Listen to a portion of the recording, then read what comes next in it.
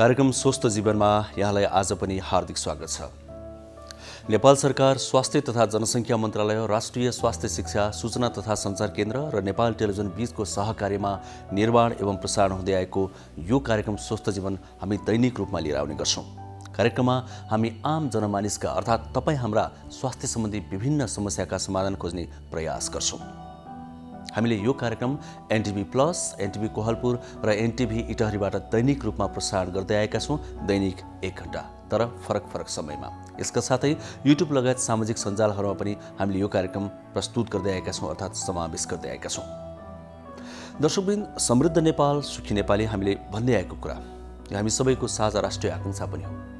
त हामी कसरी समृद्ध बन्न सक्छौं, कसरी सुखी बन्न सक्छौं, समग्रमा समृद्ध नेपाल कसरी बन्न सक्छ त भन्दा यसका केही आधारभूत कुराहरू छन् जुन नभएपछि समृद्धि भेटिँदैन, खुसी र सुख पनि भेटिँदैन। ती मध्येको एउटा महत्त्वपूर्ण कुरा हो स्वास्थ्य। फेरि अहिले त सिङ्गो संसार नै कोरोना भाइरसको कारणले गर्दा एक खालको त्रासमा छ। यो समयमा स्वास्थ्य त महत्त्वपूर्ण हुने नै भयो हो। त्यसैले पनि यस्तै कुराहरूलाई मध्यनजर गर्दै हामीले यो कार्यक्रम प्रस्तुत गर्दै आएका छौं, दैनिक रूपमा, त्यो पनि 1 घण्टा। आज पनि हामीसँग यस्तै केही विषयहरू रहेका छन् जुन विषय तपाईँ हाम्रो जीवनसँग प्रत्यक्ष सम्बन्ध राख्छन्। दैनिक रूपमा हामीले बुझ्नै पर्ने कुराहरू आजको कार्यक्रममा छन्। आउनुहोस् आजका विषयतिर लागौँ।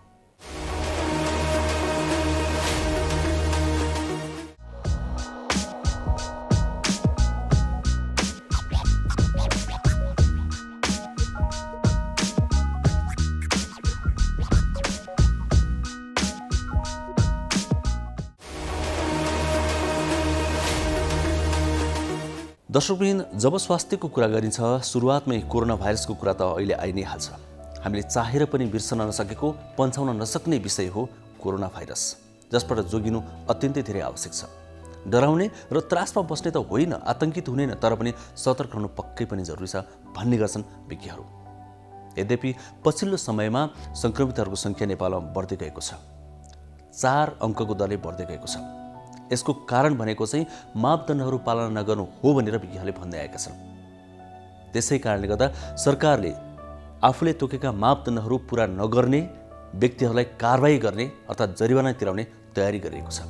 आजको कार्यक्रममा हामी यो सामग्री प्रस्तुत गर्नेछौँ।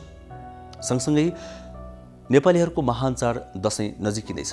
यो दशैँको समयमा गाउँ सहर आवजावत नगर्न पनि सरकारले नागरिकहरूलाई आग्रह गरिरहेको छ, किनभने त्यसले संक्रमण फैलिने दर अझै धेरै बढ्छ। यो सामग्री पनि आज हामीसँग हुनेछ। अनि दर्शकवृन्द, हामीसँग रहेको अर्को सामग्री रहेको छ कलेजो सम्बन्धी सामग्री। कलेजो हाम्रो शरीरको निकै महत्त्वपूर्ण अङ्ग, जसले हाम्रो शरीरमा ऊर्जा भण्डारण गर्ने, विषाक्त पदार्थहरू बाहिर निकाल्ने लगायतका कामहरू गर्छ, खाना पचाउने काम पनि गर्छ। पछिल्लो समयमा कलेजोका रोगीहरू धेरै बढ्न थालेका छन्। यसको मुख्य कारण अल्कोहल हो भनेर विज्ञहरूले भन्दै आएका छन्। के हो त कारण, यो खोज्नेछौँ र कसरी बचाउने कलेजो, यो विषयमा पनि आजको कार्यक्रममा हामी बहस गर्नेछौँ। फेरि कोरोनाको संक्रमणबाट कलेजोका रोगीहरूले कसरी बच्ने, कलेजोलाई कोरोना संक्रमणबाट कसरी बचाउने भन्ने कुरा पनि आजको यो कुराकानीमा समावेश हुनेछ। आउनुहोस् सुरुवातमा भने सरकारले गरिरहेको तयारीको विषयमा हामीले तयार पारेको एउटा सामग्री हेरौँ। स्वास्थ्य तथा जनसङ्ख्या मन्त्रालयले आम नागरिकलाई यसपटकको दशैँमा गाउँ सहर आवतजावत नगर्न आग्रह गरेको छ। मन्त्रालयले दशैँमा आवतजावत गर्दा कोरोनाको संक्रमण थप फैलन सक्ने भन्दै यस्तो आग्रह गरेको हो। मन्त्रालयका प्रवक्ता प्राध्यापक डाक्टर जागेश्वर गौतमले यसपटक महामारीबाट जोगिएमा दशैँ अर्को वर्ष पनि मनाउन सकिन्छ भन्दै आफू र परिवारका अन्य सदस्यलाई समेत खतरा हुने गरी एक ठाउँबाट अर्को ठाउँमा नजान आग्रह गर्नुभयो। कोभिड इन्सिडेन्ट कमान्ड सिस्टमको बैठकले जनस्वास्थ्यका मापदण्ड पालना नगर्नेलाई जरिवाना शुल्क तोक्ने मापदण्ड बनाई स्वीकृतिको लागि पठाउने निर्णय समेत गरेको उहाँले बताउनुभयो। साथै संक्रमणको खराब अवस्था आउन सक्ने भन्दै स्वास्थ्य सेवा विभाग व्यवस्थापन महाशाखालाई औषधि तथा आवश्यक सामग्रीको व्यवस्था मिलाउन आग्रह गरिएको छ। नेपालमा कोरोना संक्रमण दर 2 अङ्कमा पुग्न 3 महिना लागेको थियो, तर पछिल्लो समय नेपालको संक्रमण दिनहुँ 4 अङ्कका दरले बढ्न थालेको छ। यसले नेपालको कोरोना संक्रमणको अवस्था थप जटिल मोडतर्फ गएको सङ्केत गरेको छ। विज्ञहरूले जनस्वास्थ्यको मापदण्ड अपनाउन नसक्दा संक्रमण दर बढेको बताएका छन्। सरकारले बारम्बार जनस्वास्थ्यको मापदण्ड पालना गर्न आग्रह गरिरहेको छ। अति आवश्यक काम नपरी घरबाट ननिस्कने, 2 मिटरको दूरी कायम गर्ने, अनिवार्य रूपमा मास्कको प्रयोग तथा साबुन पानीले हात धुन स्वास्थ्य तथा जनसङ्ख्या मन्त्रालयले आग्रह गरेको छ। दसैँ पनि नजिक आइरहेको छ, यसैले सबैलाई जहाँ छौँ त्यहीँ बसेर दसैँ मनाउने गरी समन्वय गर्ने तथा त्यसै अनुसार सन्देश प्रवाह गर्ने व्यवस्था गर्ने भनिएको छ। र दसैँ अर्को वर्ष पनि आउँछ। यस पटकको दसैँ चाहिँ हामी जहाँ छौँ त्यहीँ बसेर मनाउने भन्ने कुरामा चाहिँ हामी यो जानकारी गराउन चाहन्छौँ।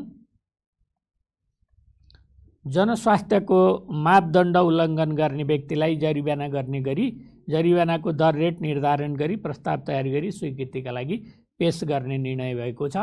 र हामीले अनुनय विनय गरिरहेका छौँ, अनुरोध गरिरहेका छौँ, जनस्वास्थ्यका मापदण्डहरू फलो गर्नुहोस् भनिरहेका छौँ। अत्यन्त जरुरी नपरी घरबाट ननिस्किनुहोस्, अनिवार्य रूपले मास्क लगाउनुहोस्, 2 मिटरको भौतिक दूरी कायम गर्नुहोस् र बेला बेलामा साबुन पानीले हात धुनुहोस् वा सेनिटाइजर प्रयोग गर्नुहोस् भनेर हामीले 100औं पटक अनुरोध गरेका छौँ। यसमा धेरैले चाहिँ यो अवलम्बन गर्नुभएको छ, पालना गर्नुभएको छ। उहाँहरूलाई म धन्यवाद दिन चाहन्छु। जसले गरिरहनु भएको छैन उहाँहरूले पनि तुरुन्त यो चाहिँ जनस्वास्थ्यका मापदण्ड फलो गर्न म अनुरोध गर्छु। र यदि कसैले नगरेको खण्डमा यसमा जरिवानाको व्यवस्था गर्नका लागि पनि हामी यसको तयारी गर्दैछौँ। यसमा पनि तयार रहन म अनुरोध गर्दछु।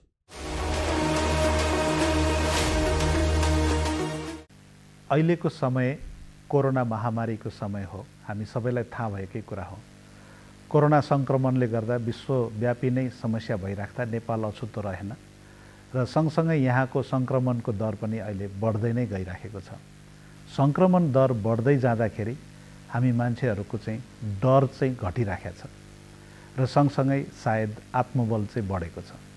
यति भन्दै कतिपय सङ्क्रमित व्यक्तिहरूलाई आइसियुमा राखेर उपचार गर्नुपर्ने तथ्य चाहिँ हामीसँग छ र यो भनेको एकदम नराम्रो चिज हो। तपाईँ हामी जसको भए पनि परिवार कसैलाई सिकिष्ट भएर आइसियुमा राख्नु पर्यो भने अहिलेको समयमा हामीले परिवारले नजिकै बसेर हामीले सेवा पनि गर्न पाइराखेका छैनौँ। यति कठिन समयमा यो कोरोनालाई चाहिँ हामीले डर कम गरेर यसलाई लापरवाही तरिकाले चाहिँ लिन मिल्दैन। भन्नुको मतलब अहिलेको समयमा पनि हामी सजग रहनै पर्छ। यो सर्न सक्ने सम्भावनालाई कम गर्न, रोकथाम गर्नको लागि हामी अनुशासित हुनै पर्छ। त्यो भनेको हामीले मास्क लगाउनै पर्छ। कोही सम्भावित सङ्क्रमित व्यक्ति अगाडि पछाडि छ भन्ने कुरा हेक्का राखेर हामीले आफूले पनि मास्क लगाउनु पर्यो र अरूलाई पनि मास्क लगाउन उत्प्रेरणा गर्नु पर्यो। सँगसँगै अनावश्यक ठाउँहरूलाई छोइछोतो गर्नु पनि भएन। आफ्नो हात धुनु पर्यो अथवा नभए हामीले चाहिँ सेनिटाइजर प्रयोग गर्नु पर्यो र अनावश्यक ठाउँमा भिडभाडमा जाने काम गर्नु भएन। शारीरिक दूरी बढाउनै पर्छ। यो यति कुरा चाहिँ अझै पनि हामीले त्याग्ने बेला होइन, यसलाई चाहिँ अवलम्बन गर्ने बेला हो। यो महत्त्वपूर्ण छ। सबैलाई चाहिँ यति अवलम्बन गर्नुहुन म विनम्र अनुरोध गर्दछु। सँगसँगै म एक मुटु रोग विशेषज्ञको हिसाबले मुटु रोग भएका बिरामीहरूलाई पनि कतिपय अवस्थामा मलाई कस्तो होला के होला भन्ने डर लागिराखेको होला। मुटु रोग भइराखेका व्यक्तिहरूलाई अहिले अस्पतालसम्म गएर देखाउन पनि अप्ठ्यारो भइराखेको होला। यसमा म यहाँहरूलाई के भन्न चाहन्छु भने यहाँहरूको लक्षण केही नयाँ आएको छ भने कृपया यहाँहरूले आफ्नो चिकित्सकलाई सम्पर्क गर्नुहोस् अथवा अस्पताल आउनुहोस्। यदि लक्षणहरू केही पनि आएको छैन भने आफूले खाइराखेको नियमित औषधिहरू सेवन गरिराख्नुहोस्। आफूलाई बलियो बनाउनुहोस्, आत्मबल बढाउनुहोस्, शारीरिक अभ्यास गर्नुहोस्, अनावश्यक खानेकुराहरू धेरै नखानुहोस्, हिँडडुल धेरै अनावश्यक हिँडडुल नगर्नुहोस् र एकदमै लक्षण भनेको के भनेदेखि कथम कदाचित छातीमा पीडा भयो, सास फेर्न गाह्रो भयो, मुटुको धड्कन एकदम बढ्दै गयो र रिङ्गटा लाग्यो, एकदमै अप्ठ्यारो महसुस भयो भनेदेखि चाहिँ अस्पताल आउनुहोस्। यदि होइन भनेदेखि चाहिँ अहिलेको समयमा पनि हामी नर्मल जस्तै गरेर, साधारण जस्तै गरेर घरमै बसेर पनि आफ्नो उपचार निरन्तर गर्न सक्छौँ र यो निरन्तरता दिने बेलामा कोरोनाबाट हुन सक्ने सङ्क्रमणलाई पनि ध्यान पुर्याउँ र यसकोबाट परै बसेर यसलाई रोकथाम गरौँ। यति गऱ्यौँ भने हामी मुटुकै रोग लागे पनि हामीलाई चाहिँ स्वस्थ रूपमा जीवनयापन गरिरहे अगाडि बढ्न सक्छौँ। हजुर नमस्कार, म डाक्टर नवराज शर्मा पण्डित, म वरिष्ठ छाती रोग विशेषज्ञ। हजुरहरूलाई चाहिँ अहिलेको यो समयमा चाहिँ कोरोनाको बारेमा विभिन्न किसिमको चाहिँ समस्याहरू अथवा चाहिँ डरहरू यस्तो केही भएको चाहिँ महसुस भएको हुँदा म केही भन्न चाहन्छु कि हजुर यसरी साह्रै नै डराउन चाहिँ पर्ने कुरा छैन। कोरोना चाहिँ भन्ने बिमारी चाहिँ सबै भाइरल बिमारी जस्तै यो पनि एउटा बिमारी हो, तर यसको लागि चाहिँ हामीले उपचार गर्नको लागि चाहिँ ठुलै उपचार गर्न सिरियस बिमारी भएको मात्रै हामीले चाहिँ हस्पिटलको उपचार लिनुपर्ने हुन्छ। अन्यथा साधारण किसिमको छ भने घरमै बसेर पनि हामीहरूले चाहिँ व्यवस्था हुन सक्ने बिमारी हो। र छाती सम्बन्धी केही समस्या पर्दाखेरि मात्रै पनि हामीले चाहिँ कोरोना भइहाल्यो कि भनेर जुन डर मान्छौँ त्यो चाहिँ होइन। कोरोना मात्रै होइन, यहाँ सारा बिरामी छन्। गत साल पनि कयौँ बिरामीहरू चाहिँ यता हरेक साल चाहिँ जो हस्पिटलहरूमा चाहिँ छातीको समस्या लिएर आउनुहुन्थ्यो उहाँहरूलाई कोरोना त भएको थिएन। त्यस कारणले कोरोना बाहेक पनि कयौँ धेरै रोग बिमारीहरू छन् जसले गर्दाखेरि चाहिँ छातीको समस्या आउन सक्छ। छातीको समस्या आयो भन्दैमा कोरोना भइहाल्यो कि भनेर चाहिँ हामी त्यसरी डर नमानौँ। र सबभन्दा पुरो भन्छु कि कोरोनाबाट चाहिँ बच्ने हो भने हामीहरू चाहिँ डिस्टेन्स मेन्टेन गरौँ, मास्क प्रयोग गरौँ र साबुन पानीले हात धुने बानी बसालौँ जहिलेसुकै पनि, र सेनिटाइजरले प्रयोग गर्ने गरौँ, जसले गर्दाखेरि कोरोना चाहिँ हाम्रो शरीरभित्र पस्न नसकोस् र त्यस किसिमको रोग चाहिँ नलागोस्। तर जुनसुकै बिमारी पनि हुँदाखेरि पनि हामीले कोरोना नै भइहाल्यो कि भनेर जुन शङ्का गर्छौँ र डर मान्छौँ त्यो ठुलै डर मान्नुपर्ने पनि होइन र सङ्क्रमण नै कोरोनाकै सङ्क्रमण हो भनेर त्यो नहुन सक्ने हजुरलाई 90% 95% चाहिँ कोरोना सङ्क्रमण नभएको हुनसक्छ। त्यसरी चाहिँ लिँदाखेरि राम्रो होला। दर्शकवृन्द, सामग्रीहरू अझै पनि धेरै प्रस्तुत गर्नु छ किनभने हामी कहाँ स्वास्थ्य सम्बन्धी धेरै समस्याहरू बढ्दै गएका छन्। यिनको समाधान खोज्नु हामी सबैको दायित्व हो। हामीले यो कार्यक्रममा यहाँहरूले जुन जिज्ञासा राख्नुहुन्छ, प्रश्न राख्नुहुन्छ, तिनकै आधारमा विज्ञहरूलाई आमन्त्रण गरेर विषयवस्तुहरू छनौट गरेर विभिन्न सामग्री तयार पारेर प्रसारण गर्ने गरेका छौँ। यहाँहरूले हामीलाई टेलिफोन गर्न सक्नुहुन्छ, त्यसको लागि SMS गर्न सक्नुहुन्छ, भाइबर मार्फत जोडिन सक्नुहुन्छ अनि इमेल पनि गर्न सक्नुहुन्छ। हामीले ती ठेगानाहरू स्क्रिनमा देखाइरहेका छौँ। फेरि अर्को कुरा भन्दै आएका छौँ, विभिन्न सामाजिक सञ्जालहरूमा पनि यहाँले यो कार्यक्रम हेर्न सक्नुहुन्छ।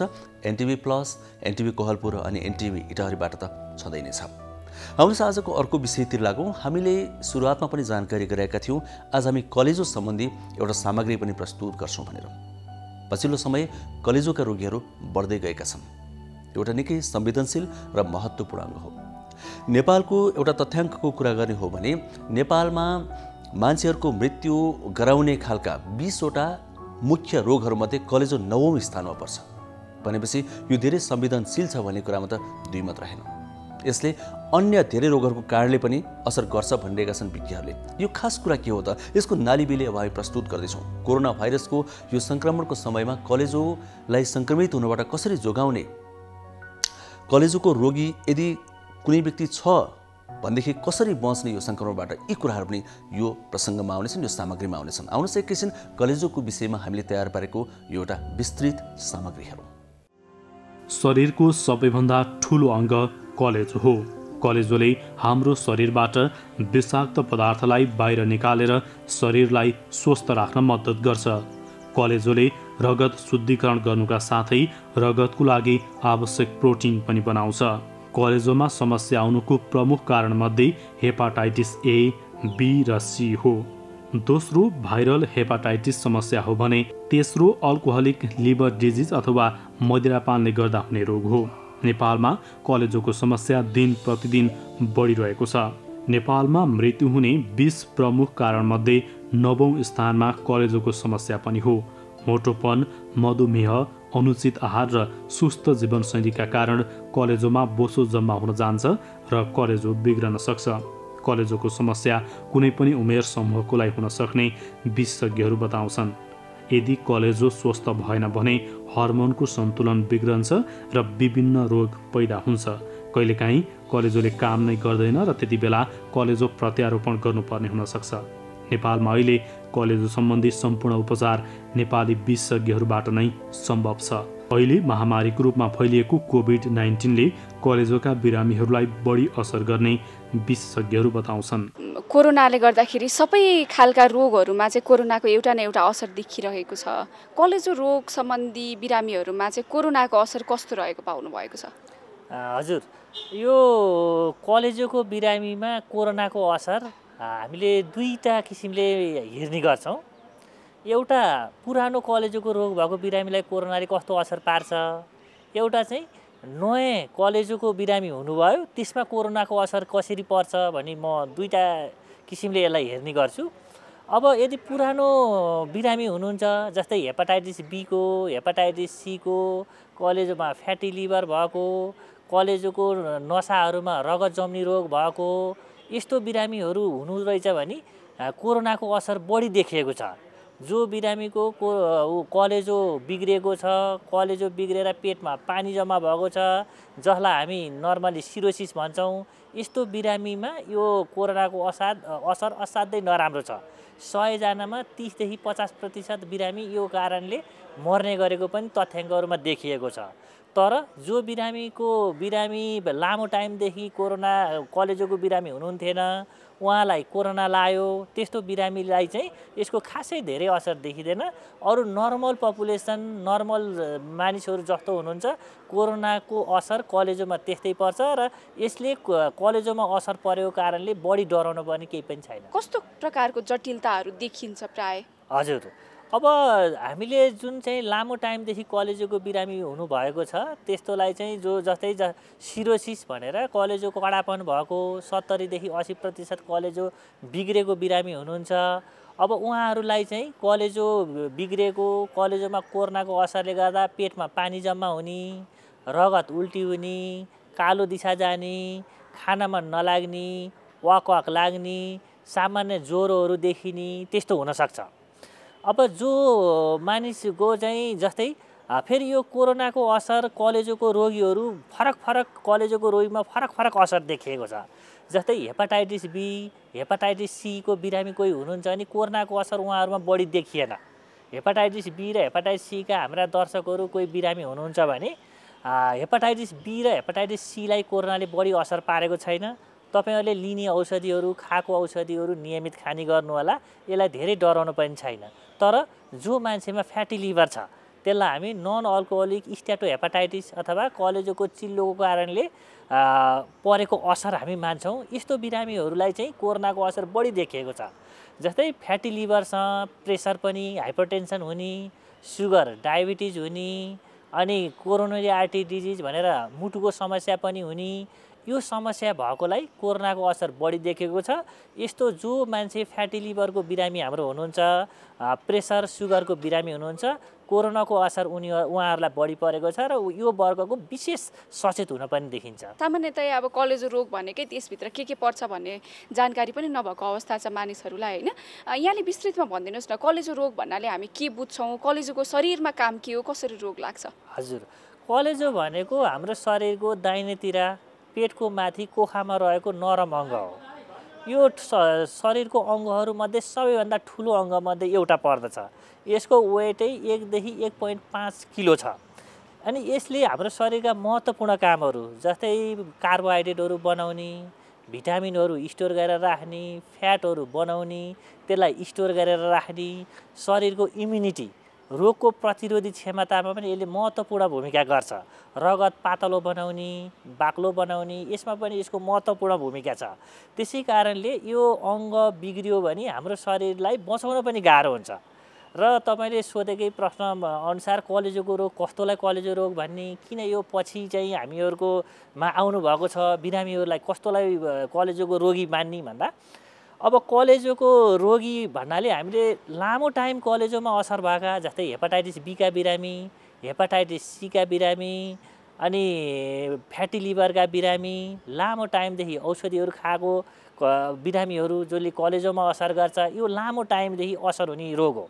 जस्तै छोटो टाइममा लागेर यो निको भइहाल्ने रोगहरूमा हेपाटाइटिस ए, हेपाटाइटिस ई सामान्य औषधले गर्दा कलेजोमा पर्ने असर यी चाहिँ सामान्य किसिमका र छोटो टाइममै बिरामी सन्चो भएर जाने रोग हुन्। मान्छेको शरीरमा रोग लाग्ने विभिन्न कारणहरू हुन्छन्। अब त्यसमा पनि अब कलेजो रोग लाग्नको निम्ति चाहिँ बाह्य कारणहरू के हुन्छ, आन्तरिक कारणहरू के हुन्छ भनिदिनुहोस् न। हजुर, राम्रो प्रश्न सोध्नुभयो। हाम्रो शरीरमा रोग लाग्नलाई हामीले बाहिरबाट हाम्रो शरीरमा जे चिज भित्र जान्छ यसले पनि एउटा रोग गर्न सक्छ। अर्को हाम्रो शरीरभित्र नै केही भएको रियाक्सन प्रतिक्रिया स्वरूप पनि रोग लाग्ने गर्छ। जस्तै हाम्रो शरीरभित्र हुनेमा अटोइम्युन हेपाटाइटिस भन्छौँ। हाम्रो शरीरको तन्तुले नै कलेजोलाई चाहिँ रियाक्सन गरेर बिगार्छ, त्यसलाई हामीले अटोइम्युन हेपाटाइटिस भन्छौँ। त्यस्तै गरेर फ्याटी लिभर, हामी चिल्लो बढी खान्छौँ, धेरै मोटाउँछौँ, त्यो चिल्लो चाहिँ पहिला मसलहरूमा लाग्छ, पेटमा लाग्छ र पछि कलेजोमा गएर जम्मा हुन्छ, फ्याटी लिभर। यो चाहिँ शरीरको आन्तरिक कारणले भएको हो। अनि तर शरीरको बाहिरतिरबाट जस्तै हेपाटाइटिस ए, हेपाटाइटिस सी, हामीले पानी नउमालेको पानी खायौँ, फोहोर पानी खायौँ, हेपाटाइटिस ए र ई त्यसरी जान सक्छ। त्यस्तै गरेर हेपाटाइटिस बी सी डी चाहिँ यौन सम्पर्क गर्दा, रगतहरूबाट, अपरेसनहरू गर्दा, कपालहरू काट्दा, ट्याटोहरू खोप्दा त्यसरी पनि जान सक्ने गर्छ। त्यस्तै गरेर हामीले खाएको औषधि, हामीले टिबीका औषधि खान्छौँ, कुष्ठरोगका औषधिहरू खान्छौँ, विशेष गरेर आयुर्वेद औषधि जडीबुटीहरू खान्छौँ, तिनले पनि हाम्रो शरीरको कलेजोलाई बिगारिराखेको हुन्छ। त्यही भएर कलेजो बिग्रिनुमा आन्तरिक र बाह्य दुईटै कारणहरू हुन्छन्। कोरोना सङ्क्रमणको कुरा गर्दाखेरि अत्याधिक मात्रामा आयुर्वेदिक औषधिहरूको पनि प्रयोग गरिराखिएको छ होइन। यसरी हेर्दाखेरि कतै अब एक हिसाबले इम्युनिटी बुस्टअप गर्नुपर्छ भनेर एक तरिकाबाट गइराख्दा अर्कोतिरबाट न हाम्रो इम्युनिटी चाहिँ कम भइरहेको पो हो कि कलेजोलाई असर गरिरहेको पो छ कि के भन्न चाहनुहुन्छ? असाध्यै राम्रो प्रश्न सोध्नुभयो। अब हामीले जहिले पनि अहिले आएर यो साइन्टिफिक एज हो, यसमा हामीले इभिडेन्स बेस्ड स्टडी रिसर्चहरू अनि इभिडेन्स बेसमा ट्रिटमेन्ट गर्छौँ हामी। जस्तै हामीले भन्यौँ जडाबुटी खायौँ, इम्युनिटी बढायौँ, जमाराका पानी खायौँ, तुलसीको पानी खायौँ भन्छौँ। तर हामीले यसलाई चाहिँ सिस्टमेटिकल्ली रिसर्चहरू गर्नुपर्छ। बिरामीहरूलाई यसले चाहिँ कति डोज दिने हो, यसको असर कति दिनमा आयो र हामीले एउटा ट्रायल गरेर मात्रै यो कुरोमा इफेक्टिभ छ कि इफेक्टिभ छैन भनेर अन्दाज गर्नुपर्ने हुन्छ। जस्तै अहिले खोपको कुराहरू निस्किएको छ, हाम्रो आयुर्वेदको कुरा निस्किएको छ, एन्टिभाइरलको कुराहरू निस्किएको छ, तर कुनै पनि अहिलेसम्मको उपचार यो कोरोनालाई रोक्नलाई, यसलाई ट्रिटमेन्टलाई चाहिँ कम्प्लिट केयर गर्नलाई यिनीहरू अहिलेसम्म सकेका छैनौँ। जस्तै हामीले आयुर्वेदकै कुरा गऱ्यौँ, आयुर्वेदको हामीले जडीबुटी हामीले जसरी खाइरहेका छौँ यसलाई चाहिँ हामीले राम्रोसँग बिरामीहरूको दुईटा समूह बनाउने, औषधिको डोजहरू मिलाउने अनि यसको आउटकम कस्तो भयो भनेर सिस्टमेटिक रिसर्च नगरिकन यो चाहिँ हावाको भरमा यसको उपचारहरू गर्दा धेरैजनाहरू हाम्रो मैले पनि दिनको 2-3 बिरामीहरू आयुर्वेद खाएको कोरोनाबाट इम्युनिटी बढाउन भनेर अनि त्यहाँबाट चाहिँ जन्डिस देखियो, दाहिने कोखा दुखियो, अनि त्यहाँबाट कलेजोले गर्ने काममा असर पारो भनेर आउनुभएको छ। त्यसै भएर दर्शकहरूले वैज्ञानिकहरू, डाक्टरहरू यो सम्बन्धी विज्ञहरूले प्रमाणित गरेको कुरा बाहेक अरू सेवन नगर्नु हुन अनुरोध गर्छु म। आयुर्वेद औषधि खानु अथवा चाहिँ आयुर्वेद औषधि भनेकै हाम्रो दैनिक घरमा प्रयोग हुने मरमसलाहरूका कुराहरू होलान् अथवा चाहिँ जडीबुटीका कुराहरू होलान्, ती चाहिँ डाक्टरको सल्लाह अनुसारले खायो भनेदेखि चाहिँ ठिकै हुन सक्ला अथवा चाहिँ आफ्नो मनमर्जीले यसले चाहिँ केही हुँदैन भनेर खायो भने यसको पनि असर देखिन्छ? यसलाई मेरो अलिकति यसमा भनाइ अलिकति फरक के छ भने हामीले कुनै पनि रोगको उपचारको लागि भनेर भनेको हो भने त्यसलाई परीक्षण गर्नै पर्ने हुन्छ। जस्तै इन्डियामा चाहिँ रामदेवको समूहले, रामदेव गुरुको समूहले पनि एउटा स्टडी गर्यो, तर उहाँहरूको स्टडीमा चाहिँ सिम्टम नभएका, सिरियस नभएका बिरामीहरू उहाँले राखिदिनु भयो। वैज्ञानिकहरूले के कुरा प्रमाणित गरिसक्नु भएको छ भने सिम्टम नभएका, लक्षणहरू नभएका, कम उमेरका, प्रेसर, सुगर, क्यान्सरका बिरामी नभएकाहरूलाई यो सिरियस हुँदैन। यो चाहिँ 10,000मा 1-2 मात्र बिरामीहरू मर्ने गरेको देखिया छ। तर सुगरका बिरामी, उमेर बढी भएका, प्रेसरका बिरामी, इम्युनोसप्रेसिभ औषधिहरू खाने, किडनीका, लिभरका लामो टाइमदेखि असर गरेका बिरामीहरूमा यो स्टडी गरिएन। त्यही भएर कुनै पनि हामीले औषधिहरू प्रयोग गर्दा, जडीबुटीहरू प्रयोग गर्दा हामीलाई यो स्टडी गरेर, रिसर्च गरेर यतिजना हामीले रिसर्च गरियो, यसबाट यतिजना निको भयो भनेर प्रमाणित नभइकन हामीले पुरानो गरेको कुरा सबै सत्य हुन्छन् भन्ने छैन। हामीले खाएका कुराहरू, हामीले कतिको झार खान्छौँ, कतिको जरा खान्छौँ। मैले एउटा स्टडी पनि गरेँ, म वीर हस्पिटलमा काम गर्छु। 3टा जति हामीले यो अरू अल्टरनेटिभ औषधिहरू, हामीले नै एलोपेथिक औषधिहरूले कलेजोमा कस्तो असर गर्छ भन्दा हाम्रा 100मा 30 जना बिरामी त आवश्यकभन्दा अनावश्यक औषधिहरू, जस्तै गाउँमा यो जडीबुटी पाइयो त्यो खाइदिने, हजुरआमाले यो खान भन्नुभएको थियो भनेर त्यो खाइदिने, एउटा पसलमा गयो आयुर्वेद पसलमा गयो भनेर चाहिँ खाइदिने। तिनले 100मा 30 जना बिरामी त नर्मल आफै निको हुने कम्प्लिकेसन लिएर हामी कहाँ आउँदो रहेछन्। त्यही भएर अध्ययन गरेर प्रमाणित नगरेको औषधिहरू कुनै पनि हालतमा सेवन गर्दा त्यसले राम्रो गर्दैन। हाम्रो कोरोनाको उपचार, कोरोना कसरी हामीबाट बाहिर जान्छ भन्ने एउटा कुरा, हाम्रो शरीरले नै इम्युनिटी डेभलप गर्नु पर्यो। कोरोनाको भाइरस हाम्रो शरीरभित्र जति बेला जान्छ हाम्रो एन्टिबडी, हाम्रो इम्युनिटीले नै त्यसलाई चाहिँ खतम पार्न पर्यो। के त्यसरी यो जान्छ कि हामीले कुनै औषधि खानु पर्यो, औषधिले यो भाइरसलाई मार्न पर्यो। यो आरएनए भाइरस हो, यसलाई मार्नु पर्यो। र अर्को कुरो भनेको चाहिँ के भ्याक्सिन दिन पर्यो। 3टा उपाय बाहेक कोरोनालाई कन्ट्रोल गर्न, यसलाई इरेडिकेट गर्न सम्भव छैन। त्यही कारणले गर्दाखेरिमा यी 3टा कुरामा नै हामीले फोकस गर्न पनि देखिन्छ। सामान्यतया कलेजो ठिक छ कि छैन, अथवा चाहिँ केही रोग लागिहाल्यो भनेदेखि कस्तो प्रकारको लक्षण देखिन्छ, व्यक्तिले कसरी पहिचान गर्ने? हजुर, अब कलेजोको रोगको, कलेजो हामीले अहिले वर्णन गरेको यो ठुलो अङ्ग हो। यसको असरदेखि नै यसमा कम्तीमा 80% कलेजोको भाग तन्तुहरू बिग्रेपछि मात्र यसको असर आउँछ। त्यसै कारणले कलेजोको धेरै जस्तो बिरामीहरू चाहिँ असर केही पनि नदेखिने, रगतको जाँच गर्दा, भिडियो एक्सरे गर्दा, इन्डोस्कोपी गर्दा, सिटी स्क्यान गर्दा नै कलेजोमा असर गरेको देखिएर हामी कहाँ आउनुहुन्छ।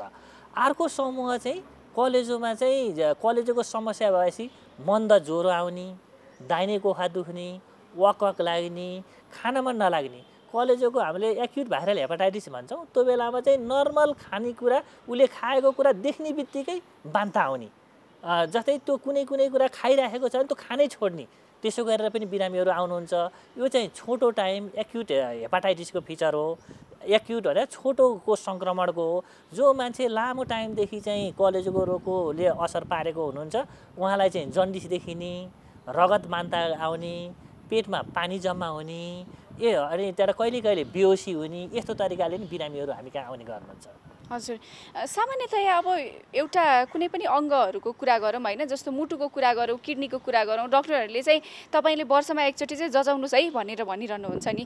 अब यहाँले भनेको जस्तो लिभरको चाहिँ हामीलाई 80% असर नभइकन अथवा चाहिँ त्यो लिभर नराम्रो नभइकन हामीलाई लक्षण नदेखिने भए पछाडि वार्षिक रूपमा जाँच गर्नुपर्ने अथवा समय समयमा जाँच गर्नुपर्ने त्यस्तो भन्ने केही छ कलेजोको हकमा? हजुर, यस्तो चाहिँ यो हामीले कुनै पनि रोग छ कि छैन भनेर चेक गर्दा हाम्रो बानीहरू, आनी बानी कस्तो छ, आफूमा पहिला रोगको स्थिति के छ, आफ्नो जन्मजातै आफ्नो कोही परिवारको सदस्यलाई केही रोग छ कि, हामीले यो कुरालाई ध्यान राख्नुपर्छ। जस्तै हामी स्वास्थ्य मान्छेहरू जेनरल हेल्थ चेकअप गर्न भनेर जाने, पैसा खर्च गर्ने, तर रोग चाहिँ पत्ता नलागेको स्थिति पनि छ। तर जो मान्छेमा मोटोपन छ उसले एकपल्ट कलेजोको जाँच गर्न पर्यो। जो मान्छेको घरमा हेपाटाइटिस बी-सी कसैलाई छ उसले कलेजोको जाँच गर्न पर्यो।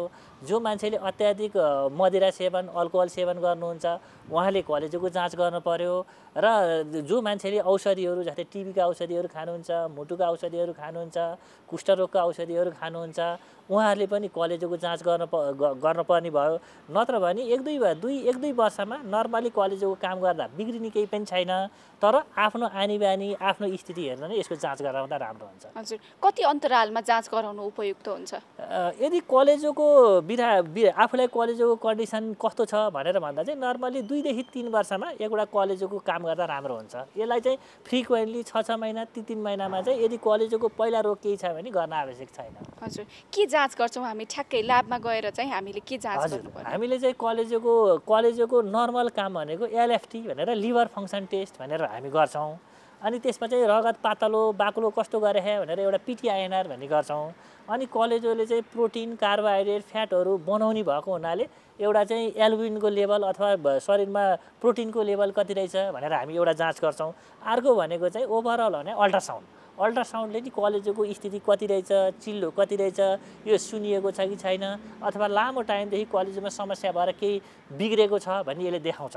त्यही भएर एलएफटी भन्ने र अल्ट्रासाउन्ड गराउँदाखेरि चाहिँ नर्मली कलेजोको स्थिति के रहेछ भन्ने कुरो सामान्य जानकारी हुन्छ। कोही व्यक्तिलाई कलेजो सम्बन्धी कुनै न कुनै प्रकारको रोग भयो भनेदेखि चाहिँ हामी यसको उपचार पद्धति कस्तो प्रकारको उपचारहरू गर्छौँ? हजुर, अहिले हामीले भन्यौँ कलेजोको मुख्यतया कलेजोको रोग 2 किसिमका देखिए। एउटा 3-6 महिनामा निको भएर जाने, जस्तै हेपाटाइटिस ए, हेपाटाइटिस ई, यिनीहरू राम्रो न्युट्रिसन, खानेकुराहरू सफा खाने, दाल भात तरकारी माछा मासु फलफुलहरू खाने, अनि त्यहाँबाट चाहिँ त्यो बेलामा मदिराहरू सेवन नगर्ने भयो, यो आफै निको भएर जान्छ। औषधि चाहिँदैन, यिनीहरूलाई औषधि चाहिँदैन। जस्तै अर्को कुरा चाहिँ हेपाटाइटिस बी, 100 जना कोही बिरामी हुनुहुन्छ हेपाटाइटिस बीको लागेको हुनुहुन्छ भने 90 जनालाई यो आफै निको भएर जान्छ हैन। धेरैजनाले चाहिँ यो हेपाटाइटिस बी भयो अब सकिसक्यो भन्ने त्यस्तो हुँदैन। शरीरमा रोगको विरुद्ध प्रतिरोधी क्षमता हुन्छ। 100 जना बिरामीलाई हेपाटाइटिस बी भयो भने 90 जना आफै निको भएर जान्छ। त्यही भएर यो आफै निको भएर जाने समूह पर्यो। जस्तै हामीले भन्यौँ नि औषधिहरू खान्छौँ, औषधिको पनि त कलेजोमा असर पार्छ। त्यस्तो पनि औषधिहरू जुन औषधिले कलेजोमा असर पारेको छ यो औषधि बन्द गर्ने बित्तिकै यो सामान्य भएर जान्छ। तर जो मान्छेलाई लामो टाइमदेखि कलेजोको समस्या छ, जस्तै हेपाटाइटिस बी, हेपाटाइटिस सी, अहिले हामीले भने अटोइम्युन हो, आफ्नै शरीरले कलेजो ड्यामेज गर्ने रोग, अनि त्यहाँबाट अर्को फ्याटी लिभर, कलेजोको चिल्लोपना, यो लामो टाइमदेखि जो मान्छेको कलेजोको समस्या छ त्यसलाई चाहिँ जे समस्या परेको त्यसको उपचार गर्न पर्यो। जस्तै म दर्शकहरूलाई भन्न चाहन्छु कि अहिले हेपाटाइटिस सीको 100मा 98% हेपाटाइटिस सी अहिले उपचार हुन्छ। हामीले दिएको औषधि 12 हप्तादेखि 24 हप्ता बिचमा खुवाएको औषधिले 100मा 98% उहाँहरूको पुरै क्लियर हुन्छ। त्यस्तै गरेर हेपाटाइटिस बीको पनि धेरै निको भएर जाने गरेको छ। त्यस्तै गरेर हामीले भन्यौँ अहिले अटोइम्युन हेपाटाइटिस, शरीरमा कपर बढी भएर हुने रोग विल्सन डिजिज, आइरन बढी भएर हुने डिजिज हेमोक्रोमेटोसिस, अनि यस्ता रोगहरू पनि उपचार गर्दै गएपछि जे छ त्यसलाई हामीले कम गर्न सकिन्छ। अब अर्को आयो फ्याटी लिभर, जुनमा चाहिँ लामो टाइमदेखि कलेजोमा चिल्लो छ, यसलाई चाहिँ व्यायाम गर्न पर्यो, आफ्नो वेट बढी गर्न भएन, अनि त्यहाँबाट चाहिँ चिल्लो कम खान पर्यो, हेल्दी डाइटहरू खान पर्यो, यो गरेर पनि यसलाई कम गर्न सकिन्छ। त्यही भएर कलेजो रोगको उपचार भनेको एउटा चाहिँ के रोग लागेको हो त्यसलाई, अर्को कुरोको भनेको चाहिँ एक्सर्साइज गर्ने, हेल्दी डाइटहरू खाने, यही नै हो। हजुर, सामान्यतया चाहिँ कलेजो सम्बन्धी कुनै पनि रोग लाग्यो भनेदेखि चाहिँ यो निको हुन्छ, यो निकै नहुने भन्ने चाहिँ छैन। कलेजोको रोगहरू अहिले हामीसँग जुन चाहिँ प्रविधि छ, हामीसँग जुन जनशक्ति छ, अब हामीसँग कलेजोको रोगमा एमडी पढ्ने डाक्टर साहबहरू हुनुहुन्छ, कलेजो रोगमा मात्रै डिएम गर्ने डाक्टर साहबहरू हुनुहुन्छ। त्यही भएर अहिलेको हामीमा लिभर ट्रान्सप्लान्ट पनि सुरु भइसकेको छ दुईटा ठाउँमा। त्यसो भएर अब हामी कहाँ कलेजोको कारणले बाहिर जानुपर्ने, अब अरू देशमा हुने उपचार हामी कहाँ नहुने हो कि भन्ने चाहिँ त्यस्तो छैन। अहिले हामीले सम्पूर्ण विश्वमा उपलब्ध सेवाहरू दिन हामी रेडी नै छौँ। कतिपय व्यक्तिहरूले चाहिँ अब कलेजो प्रत्यारोपण गर्ने कुराहरू पनि गरिरहेका हुन्छन्। विशेष गरी पहिला बाहिर जाने चलन थियो भने अहिले नेपालमा पनि बिस्तारै सुरु भएको अवस्था छ। यी व्यक्तिहरूमा चाहिँ अब अङ्ग प्रत्यारोपण गरेको हो, कोभिडको असर कस्तो हुन्छ? हजुर, एकदम राम्रो प्रश्न सोध्नुभयो। अहिले चाहिँ धेरै जस्तो बिरामीहरू जसले ट्रान्सप्लान्ट गरेर आउनुभएको छ, अनि इभन स्वास्थ्यकर्मी डाक्टर साहबहरू पनि ट्रान्सप्लान्ट गरेर बिरामीलाई कसरी उपचार गर्ने होला, अहिले कोरोनाले ट्रान्सप्लान्ट बिरामीलाई के असर पार्छ भन्ने पनि देखिएको छ। नर्मली हामीले चाहिँ ट्रान्सप्लान्ट गरेको बिरामीलाई कोरोनाको असर सामान्यभन्दा अलिकति बढी नै देखिन्छ। र यदि ट्रान्सप्लान्ट गरेको बिरामीलाई कसैलाई कोरोना लाग्यो भने उपचार प्रक्रिया चाहिँ नर्मल मान्छेलाई हामीले जसरी उपचार गरिन्छ, लिभर ट्रान्सप्लान्ट गरेको बिरामीलाई नि उपचार प्रक्रिया त्यही नै हो। जस्तै हामीले कोरोनाको बिरामीलाई 4 किसिमले विभाजन गर्छौँ। एउटा एसिम्प्टोमेटिक भन्छ कोरोना छ, समस्या केही पनि छैन। अब यस्तो बिरामीहरूलाई चाहिँ कहिले चाहिँ हामीले कन्ट्याक्ट ट्रेसिङको बेलामा अथवा चाहिँ कोरोनाको टेस्ट गर्दादेखि उहाँहरूको पत्ता लाग्छ। उहाँहरूले चाहिँ घरमै आराम गर्ने, आइसोलेसनमा बसेपछि ठिक भइहाल्छ। माइल्ड भनेको सामान्य रुवाखोकी छ, घाँटी दुख्ने छ, शरीर दुख्ने छ, तर सास फेर्न केही पनि गाह्रो छैन, यसलाई हामी माइल्ड भन्छौँ। उहाँहरूले पनि प्यारासिटामोल खाएर बस्ने हो। जस्तै ट्रान्सप्लान्ट गरेको बिरामीलाई पनि यो समस्या छ भने सिटामोल खाएर नै घरमा बस्ने हो। तर मोडरेट, जसलाई अब सास फेर्न अलिकति गाह्रो हुन थाल्यो, खाना रुचिमा अलिक कम हुन थाल्यो, अनि त्यहाँबाट कलेजोको हामीले काम गर्दा एलएफटी भनेर भन्छौँ, यो 5 टाइम्सभन्दा बढी भयो। जस्तै नर्मल हामीले कलेजोको मार्करको भ्यालु 40 छ, यसको चाहिँ 200 भन्दा बढी हुन थाल्यो, अथवा रगतमा पातलोपना हुन थाल्यो, आइएनआर भन्छौँ, पिटिआइएनआर भन्छौँ, यो लामो हुन थाल्यो भने यो मोडरेट। अब अलिकति बिरामी सिरियस भएछ, अब यस्तो बिरामीलाई चाहिँ अस्पताल लानु पर्यो। र जो मान्छेलाई अक्सिजन पुग्दैन, ब्लड प्रेसर कम हुन्छ, मल्टी अर्गान फेलर भनेर कलेजो, किडनी, मुटु अथवा फोक्सो यसले काम गर्न सकेन भने यसलाई हामी सिरियस मान्छौँ। यस्तो बिरामीलाई आइसियुमा लगेर उपचार गर्नुपर्छ र कोरोनाका बिरामीलाई र अरू बिरामीलाई जस्तै अक्सिजन दिने, हेपारिन अथवा इनोक्साप्रिन र रगत पातलो गर्ने औषधि दिने, स्टेरोइड भनेर डेक्जामिथासोनहरू दिने, पर्यो भने एन्टिबायोटिक्स दिने, अनि अक्सिजनको हाई फ्लो अक्सिजन दिने, यो उपचार एउटै हो। तर कलेजोको ट्रान्सप्लान्ट गरेको बिरामीको इम्युनोसुप्रेसिभ भनेर जुन औषधिहरू खानुभयो यसलाई चाहिँ छोड्न मिल्दैन। यदि तपाईँको इम्युनोसुप्रेसिभ अथवा कलेजोलाई जोगाउनको लागि जुन औषधि दिएको छ यो औषधिको असरले गर्दा शरीरको अङ्गहरू बिग्रियो भने यो औषधि बन्द गर्नुपर्ने हुन्छ। नत्र कोरोना लायो, बिरामीहरूमा ठुलो समस्या छैन भने कोरोनाका ट्रान्सप्लान्ट लिभरका ट्रान्सप्लान्ट गरेका बिरामीले जे औषधि खाइराख्नु भएको छ यो औषधि कन्टिन्यू गर्नु होला। र अर्को एउटा थप्न पर्ने कुरा छ, रेमडेसिभिर भन्ने औषधि हामीले अहिले युज गरिरहेका छौँ। यो औषधिले चाहिँ कलेजोमा अलिकति हानि गरेर देखिया छ। त्यही भएर अहिले हामीले भनेको कलेजोको काम 5 टाइम्सभन्दा बढी यदि बिग्रेको छ भने रेमडेसिभिर औषधि नचलाउनु होला, त्यसको ठाउँमा रिप्लेस अरू औषधि चलाउनु होला। नत्र यदि 5 टाइम्सभन्दा कम छ भने रेमडेसिभिर चलाउँदा पनि यो सेफ नै छ। तर यसले चाहिँ यो औषधि चलाउँदा एउटा विचार गर्नुपर्ने कुरो चाहिँ यही छ। यहाँले औषधिको कुरा पनि निकालिसक्नुभयो। अहिले अब सबै ट्रायलको फेजमा छ। कोभिडका औषधिहरू रेमडेसिभिर भयो, अब नेपालमै पनि फाभिपिराभिर भन्ने आइरहेको छ र आयुर्वेद औषधिको कुराहरू पनि छ। भनेपछि कलेजोको बिरामी जो हुनुहुन्छ उहाँहरूलाई चाहिँ अलिकति यो कोरोना सम्बन्धी औषधि चलाउँदै गर्दाखेरि चाहिँ अलिकति सचेत हुनुपर्ने देखियो। हजुर, यो औषधि चलाउँदाखेरि सचेत हुनुपर्ने देखियो। तर कलेजोको बिरामी छ, उहाँलाई कोरोना लाग्यो भनेर औषधिहरू पहिला खाइराख्यो, औषधि बन्द गर्नुपर्ने कन्डिसन छैन। र जो मान्छेको कलेजोमा सिरोसिस भनेर कलेजोको 80% भाग बिग्रेको छ उहाँहरूलाई मात्र कोरोनाको असर बढी देखिएको छ। नत्र सामान्य बिरामी र कलेजोको बिरामीलाई यसको असर बढी देखिएको छैन। हजुर, भनेपछि अहिले अब यहाँले कुरा गरिराख्दाखेरि कलेजोलाई स्वस्थ बनाउने एउटै उपाय भनेको चाहिँ व्यायाम र खानेकुरा छ। व्यायाम र खानेकुराको निकै महत्त्व छ भनौँ होइन।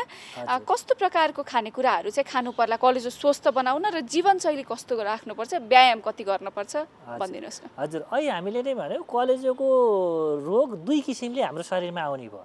एउटा बाहिरबाट, जस्तै हेपाटाइटिस ए र ई बाहिरबाट आए, खानेपानी सफा भएन, अनि त्यो चाहिँ खानेपानीहरू उमालेर मात्रै पानीहरू सेवन गर्यो भने हेपाटाइटिस ए र ई कम भयो। त्यस्तै गरेर हेपाटाइटिस बी, सी, डी यिनीहरू त आइभी ड्रग एब्युज, इन्जेक्सनहरू हाल्ला, रगतहरू लिँदाखेरि, यौन सम्पर्कबाट यस्तो प्रक्रिया ट्याटोहरू खोप्दा आउने भए यो यस्ता कार्यहरू गर्न भएन। यस्ता कार्यहरू गर्दा सचेत भएर प्रिभेन्टिभ मेजरहरू चाहिँ लिन पर्यो। यो दोस्रो कारण भयो।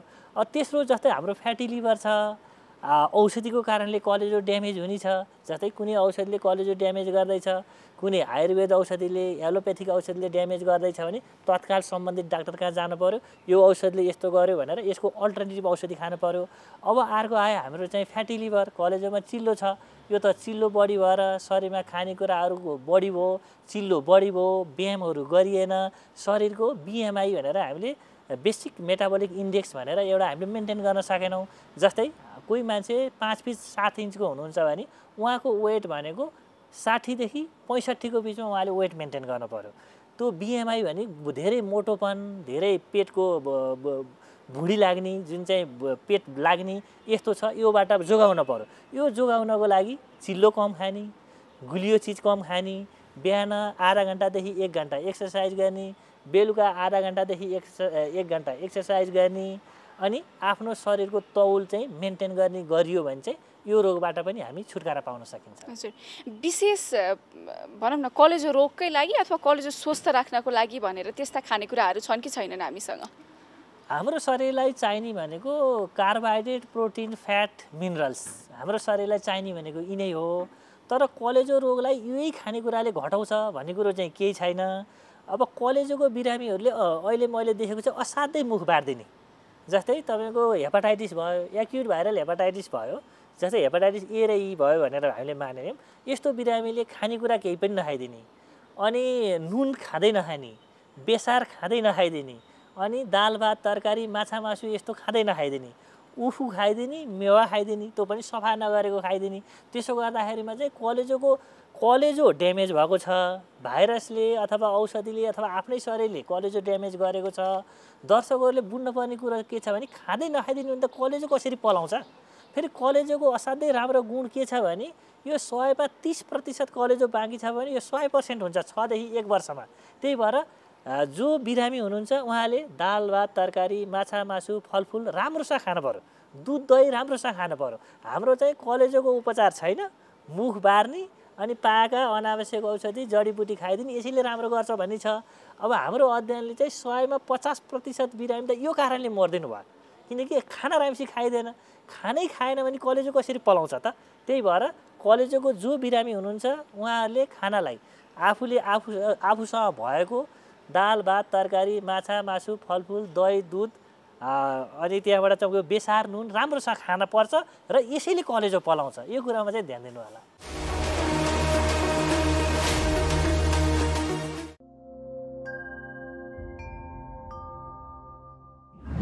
नमस्ते। कोभिड-19 यौन सम्पर्कबाट फैलिन्छ या फैलिँदैन भन्ने बारे अहिलेसम्म कुनै प्रमाण भेटिएको छैन।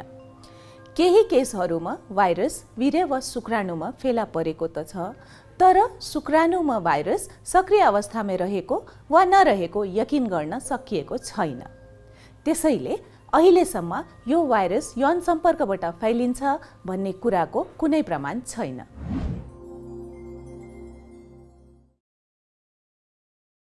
नमस्ते, म डाक्टर रोशन पोखरेल, प्रमुख विशेषज्ञ स्वास्थ्य मन्त्रालय। पेसाले म मानसिक रोग विशेषज्ञ हुँ। कोरोना रोग अहिले जुन भयावह रूपमा देखा परेको छ, योसँग हामी डराउनु चाहिँ पर्यो, योसँग हामी सचेत हुनु पर्यो। तर के बुझ्नु पर्यो भने जुन चाहिँ अहिले यसले गर्दाखेरि डर त्रास देखिएको छ त्यसलाई चाहिँ नलिकन अगाडि बढ्न सक्यौँ, यो निको हुन्छ। 95 देखि 98% कोरोना भएका व्यक्तिहरू पुरै निको हुन्छन्। नेपालमा त 99% नै निको हुने रेट छ। त्यही भएर निको हुन्छ, लागिहाल्यो भने आत्तिनु पर्दैन। खालि हामीले 3टा चिज SMS भन्छौँ, एउटा सामाजिक दूरी, मास्क लाउने र सेनिटाइज गर्ने अथवा बारम्बार हात धुने गर्न सक्यौँ र आफ्नो व्यवहारमा केही परिवर्तन गर्न सक्यौँ भने कोरोना लाग्दैन। लागिहाल्यो पनि यसको उपचार छैन। अटोमेटिक 14 दिनसम्म तपाईँले आफ्नो व्यवहारमा परिवर्तन गर्न सक्नुभयो र गाह्रो भएको खण्डमा अस्पताल जानुभयो भने यो निको हुन्छ भन्ने सन्देश चाहिँ सबैलाई दिन चाहन्छु। म त काठमाडौँ एउटा मिटिङको विषयमा नगर विकास कोषको मिटिङको विषयमा गएको थिएँ, तर त्यहीँ गएर मलाई फिभर भयो। फिभर भइसकेपछि भोलिपल्ट चेक जाँच गर्दाखेरि PCR मेरो पोजिटिभ आयो।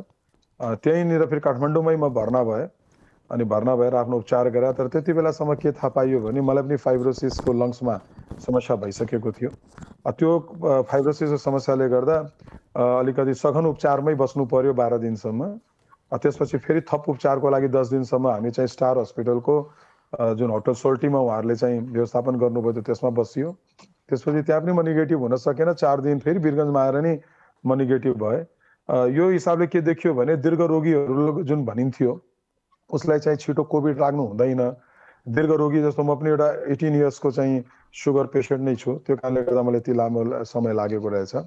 तर यो अनुभवमा मलाई के भयो भने त्यति बेला मुखबाट स्वाद पनि जाने अनि मानसिक रूपले यदि मान्छे धेरै प्रेसराइज रहन्छ भने छिटो निको हुँदैन भनेर कुरा त्यहाँ प्रमाणित पनि भयो।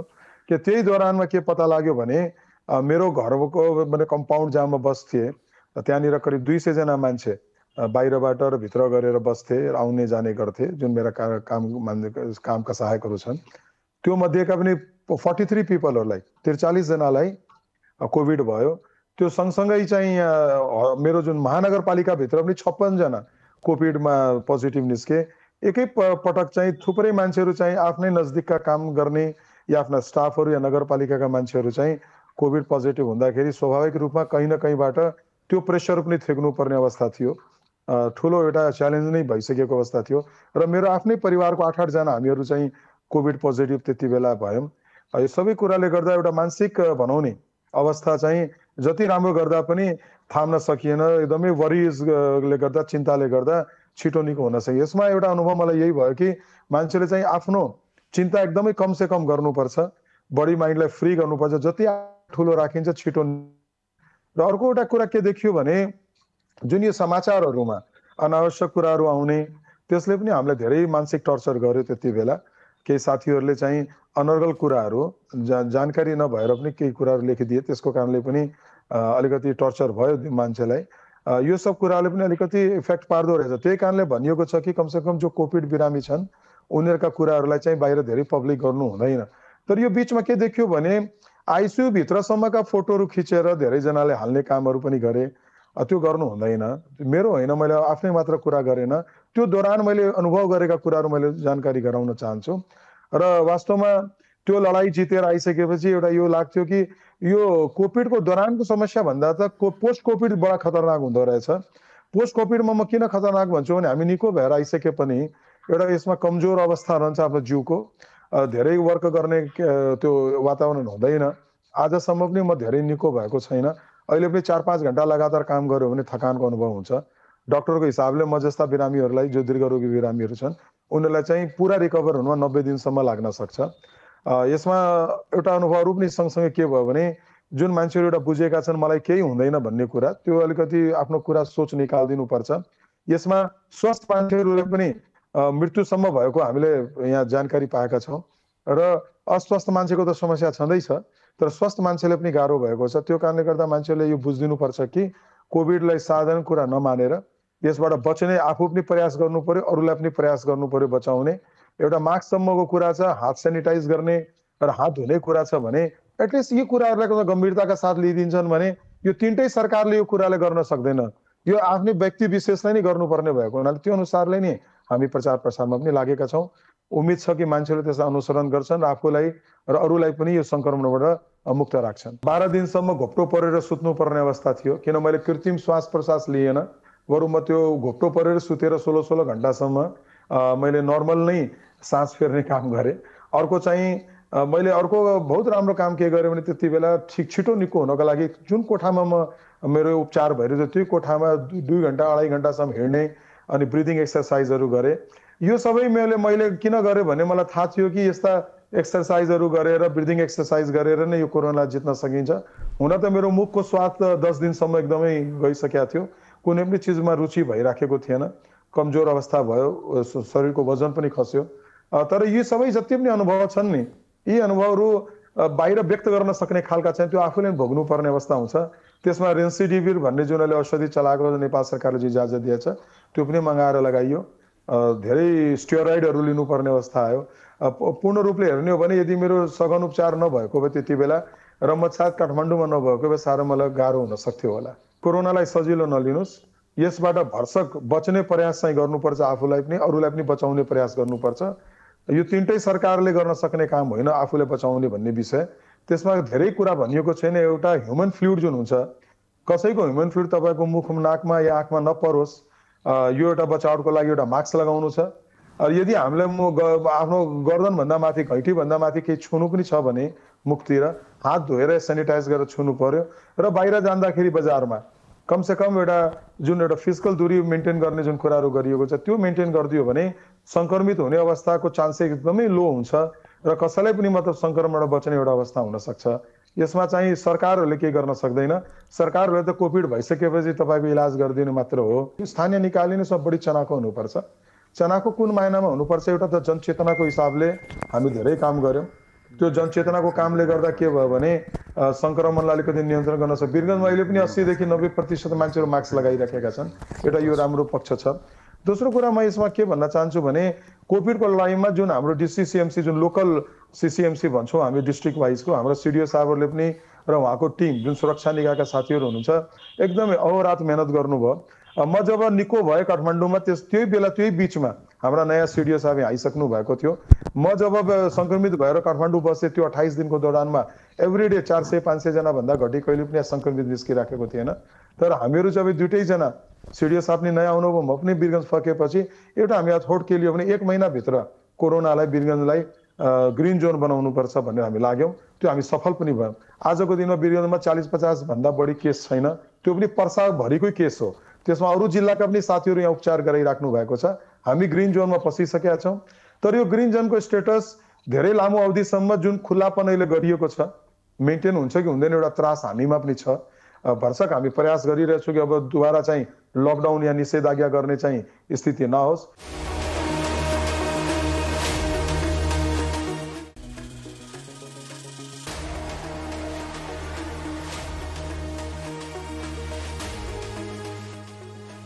कार्यक्रम स्वस्थ जीवन हरेक दिन एनटिभी प्लसबाट बिहान 7 देखि 8 बजेसम्म र पुनः साँझ 5 देखि 6 बजेसम्म, एनटिभी कोहलपुरबाट दिउँसो 1 देखि 2 बजेसम्म र एनटिभी इटहरीबाट दिउँसो 2 देखि 3 बजेसम्म प्रसारण हुने गरेको छ। स्वास्थ्य सम्बन्धी यहाँहरूको कुनै जिज्ञासा या समस्या भएमा हामी सम्बन्धित विज्ञहरूबाट समाधान खोजी कार्यक्रममा प्रसारण गर्नेछौँ।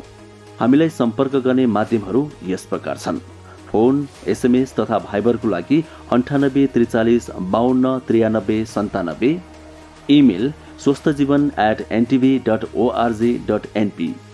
यस कार्यक्रमको बारेमा आफ्नो सल्लाह, सुझाव र प्रतिक्रिया पनि यहाँहरूले यिनै माध्यम मार्फत दिन सक्नुहुनेछ। साथै कार्यक्रममा के कस्ता सामग्री, विषय वा विज्ञहरू समेट्नु पर्ला भन्ने विषयमा पनि सुझाव दिन सक्नुहुन्छ। कार्यक्रम यहाँहरूले सामाजिक सञ्जाल मार्फत पनि हेर्न सक्नुहुनेछ। YouTube Nepal television, mobile application Nepal television, Facebook facebook.com/neptv2041।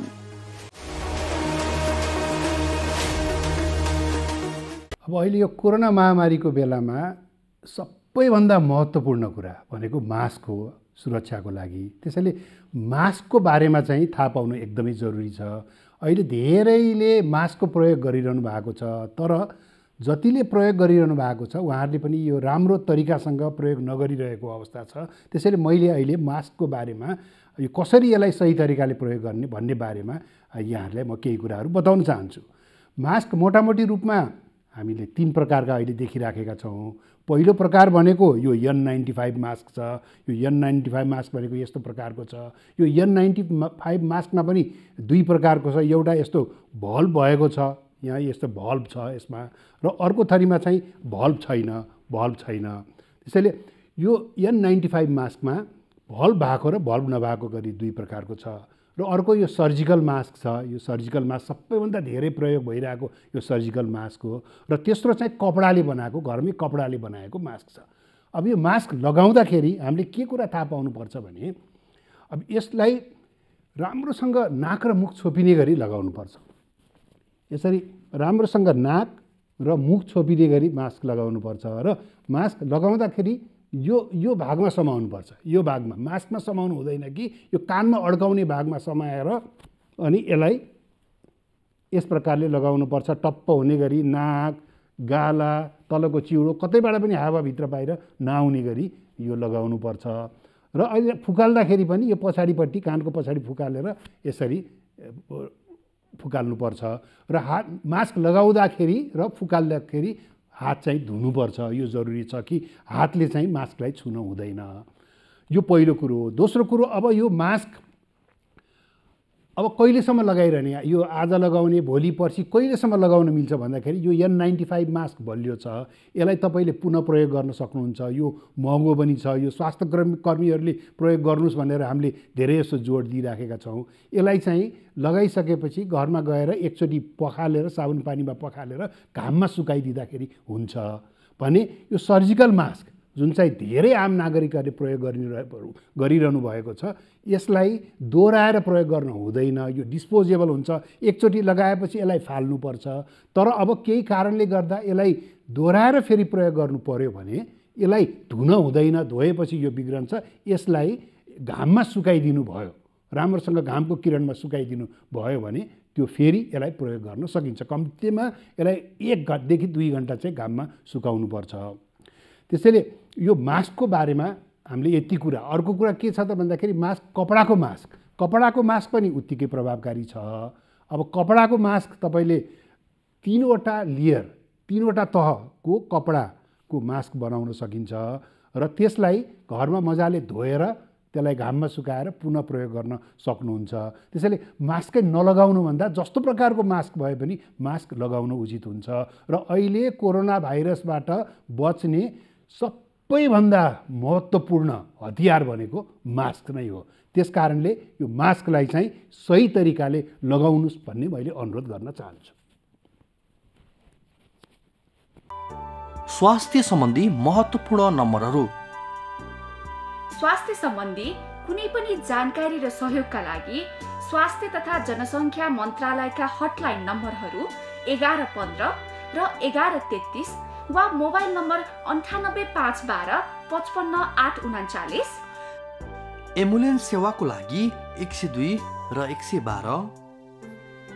वैदेशिक रोजगारीको क्रममा स्वास्थ्यमा समस्या भएमा, अन्य सहयोग वा जानकारी आवश्यक परेमा श्रम, रोजगार तथा सामाजिक सुरक्षा मन्त्रालयको हटलाइन नम्बर 1141। शान्ति, सुरक्षा र अन्य सहयोगका लागि नेपाल प्रहरीको नम्बर 100। सशस्त्र प्रहरी बलको नम्बर 1114। रगत आवश्यक परेमा ब्लड बैंकको नम्बर 01 42 25 344। सार्वजनिक हितका लागि नेपाल टेलिभिजन। नमस्ते, म डाक्टर राजु पङ्गेनी, म छाती रोग विशेषज्ञ। म आज विभिन्न श्वास प्रश्वास रोगसँग सम्बन्धित समस्याहरू र यसमा कोरोनाले गर्दा पार्ने असरहरूको बारेमा बताउँदैछु।